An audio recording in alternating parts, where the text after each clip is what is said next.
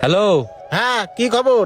ভাই, আপনার মুরগি ঘরের দুটো কাজ শেষ হয়ে গেছে, আর আপনার খাটের কাজ এখনো চলতেছে। ওইটা শেষ হয়ে গেলি আপনার বাড়ি ওইটা ডেলিভারি দিয়ে দিবানে। তাড়াতাড়ি ডেলিভারি দিবা, আমার যেন আশা লাগে না। আচ্ছা ঠিক আছে, পাঠাই দিবানে। এই মনি, এদিকে আয়, শুনে যা, তাড়াতাড়ি আয়। মানুষের সাথে কথা দিয়ে শুধু চিটারি করা হয়ে যাচ্ছে। জি মহাজন, কি বলবেন বলেন।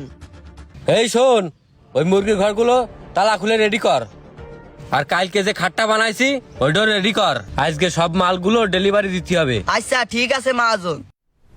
আমার একটা কথা বলার ছিল মহাজন। এই বাড়িতে আমার মার একটা শাড়ি কিনে দিতে চাইলাম, আর ঈদ তো বিদায় চলে আসলো, যদি আমার বেতনটা দিতেন। এই, তোর না কিছুদিন আগে বেতন দিলাম, তুই আবার বেতন চাচ্ছিস? এই, এখনো কি ঈদ হয়েছে? হ্যাঁ, নাকি তোর মাস পুড়েছে? এসব চিন্তা বাদ দিয়ে মন দিয়ে কাজ কর। মহাজন, এই মাসটা পড়বে ঈদের পরে, তাহলে কি আমার বেতন দেবেন না? সে আমি ঈদের পরে দিয়া যখন দি সেটা আমি বুঝবানে। এখন আমার কাছে টাকা পয়সা নেই। তোমার যে কাজগুলো করতে কলাম ওই কাজটা রেডি করো। কাজের বেলায় ঠন ঠন, কথার বেলায় বেশি। ঠিকঠাক কাজ করলে টাকা পয়সা দিয়া যায়, তা কথা শুনবে না আমার। এমনিতে আসি পেরাই। হায় রে, ঈদ চলে আসলো, মহাজনের কাছে কয়টা টাকা ছিলাম তাও দিলে না। এখন মাঝে একটা শাড়ি কিনে দিতে চাইলাম, কোয়ান্তে দিবানে।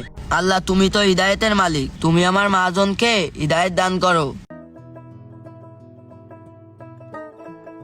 এই, কি করতেছিস? তাড়াতাড়ি কর, বেতন চার সময় তো ভালোই চাতি পারো। মহাজন, করতেছি। এই দোকানদার আসলে সিটার, ফোন দিলেই কয় দিচ্ছি। ভাই কি করতেছেন নাকি? আমার সে খাট কই?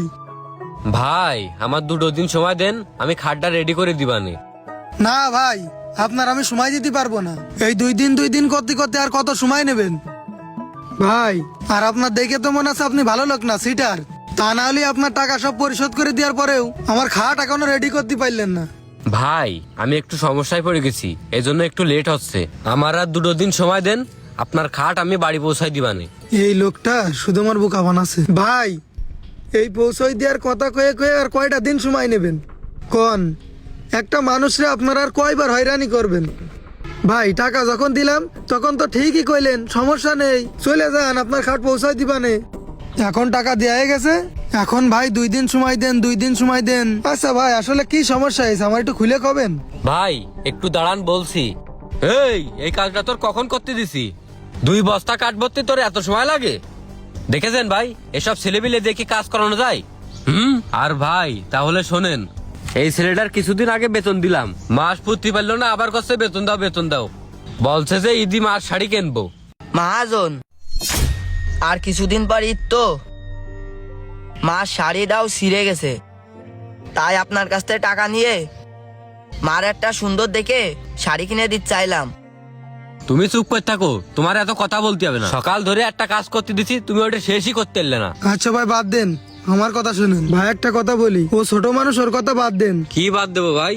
আর আপনি কি জানি কতি চাচ্ছিলেন বিপদের কথা, সেইটা আগে কোন। ভাই, সমস্যাটা হয়েছে কি, 1 সপ্তাহ আগে আমার মাকে হসপিটাল থেকে নিয়ে আসছি, আবার 2 দিন হলো আমার ওয়াইফ হসপিটালে। আসলে ভাই, আমার সংসার থেকে বিপদ আপদ কাটতেছেই না। আরে ভাই, আপনার বিপদ আপদ কাটবে কি করে? আপনি তো ওর বেতন ঠিক মতোই দেন না। বেতন দিনে মানে ভাই, বুঝলাম না। দাঁড়ান ভাই, আর ওর সাথে যে ব্যবহারটা আপনি করলেন। তুমি চুপ করে থাকো, তোমার হয়তো কথা বলা লাগবে না। কাজে ফাঁকি দিয়ে এত কথা কিসির? এই, ঠিক মতো কাজ কর। এই কোনা বেকা যাচ্ছে কি জন্য? ওই পাশে গিয়ে ধর, কাজ না করলে ধাক্কা দিয়ে বের করে দিবানে। ভাই, সবই তো শুনলেন। আপনি আপনার এই কর্মচারীর সাথে খারাপ ব্যবহার করা ছেড়ে দেন, আর ওর বেতনটা ঠিকঠাক মতো দিয়ে দেন।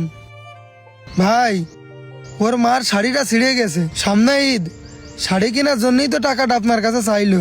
আপনি কিছু টাকা ওর কাছে দিতে পারতেন, এরকম খারাপ ব্যবহার না করলেও পারতেন।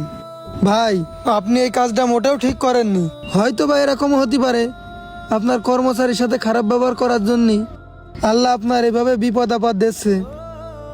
আচ্ছা যাই হোক ভাই, আর ওর কথা বাদ দিলাম। ভাই, আপনার একটা কথা বলি ভাই, কর্মচারীর সাথে এরকম ব্যবহার করতে হয় না ভাই। ভাই, 2 দিন সময় চেয়েছেন, 2 দিনের মধ্যে আমার খাটটা আমার বাসায় পৌঁছাই দেবেন। আমি বাড়ি চলে গেলাম। আচ্ছা ভাই, আমি পাঠাই দিবানে। কি যে করবো। দাঁড়ান ভাই, ভিডিওটি শেষ হয় নাই। একজন সাধারণ ছোট্ট কর্মচারী হয়ে তার মার কথা চিন্তা করে মহাজনের খারাপ আচরণ সহ্য করেও তার মায়ের জন্য কাজ করতে, তার ছোট্ট একটি আশা এই ঈদে মাকে একটি শাড়ি কিনে দেয়। আর আমি আপনি কি করি? এই সাধারণ অসহায় কর্মচারী গরিবদের সুযোগে সদ্ব্যবহার করি, যাদের সাথে প্রতিনিয়ত খারাপ ব্যবহার করি। তাই ভাই, আপনাদের উদ্দেশ্যে একটাই মেসেজ দিতে চাই, কর্মচারীর পাওনাটা ঠিক মতো দেবেন এবং আশা করি কর্মচারীর সাথে ভালো ব্যবহার করবেন। আর এই ভিডিওটি ভালো লাগলে অবশ্যই একটা লাইক এবং শেয়ার করে দিবেন, আর আপনাদের মতামত জানাতে একদম ভুলবেন না।